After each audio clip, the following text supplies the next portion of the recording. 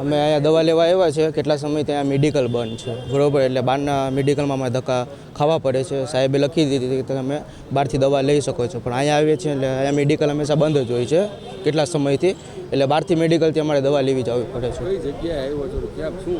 હું જનાનામાં હોસ્પિટલમાં આવ્યો છું ને ભગવતીપરામાં રહું છું.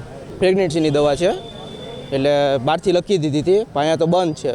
હા, એના માટે જો અમને રાહત મળી જતી હોય એટલે અમે અહીંયા આવતા હોય, બાકી બીજા મેડિકલમાં તો મોંઘી દવા હોય એટલે અમારે બીજા મેડિકલમાં ધક્કા ખાવા પડે છે.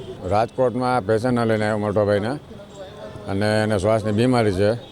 કઈ જગ્યાએ આવ્યા છો? આ એક ટ્રોમા સેન્ટરમાં દવા કાલ ઓલો બાસનું ઓલે આવે ને નાશ લેવાની એ ટ્યુબ લેવા બરાબર મારે તો ત્યાં હાજર જવું પડે પેશન્ટ માટે, કારણ કે પેશન્ટને પૈસા પાણી જવું હોય તો પકડવો પડે, પછી જમાઈને ફોન કરવો પડે કે ભાઈ તમે લેવી દો, એટલે બારોબાર ટ્રેડ લેવા જાય ક્યાં એટલામાં ક્યાંય મેડિકલ છે નહીં, એટલે એ ચાલુ રહેવું જરૂરી છે. મોંઘી તો આવે ને સાહેબ, અહીંયા કદાચ મોંઘી પડે ને. હા, તો લાભ તો થાય ને, કારણ કે બહાર તો મોંઘું પડે. હા, એટલે અહીંયા બંધ હોય એટલે ત્યાં બહાર મોંઘું પડે, ચાલુ રહેવું જોઈએ. આ ભાઈ સરકારને એમાં હું તો એમ જ કહું કે આ ખુલ્લું રહેવું જોઈએ, કારણ કે બહારથી તો મોંઘું પડે અમારે, કારણ કે માન પૈસા ભેગા કરીને આવ્યો, અમે લોજમાં કામ કરીએ બરાબર.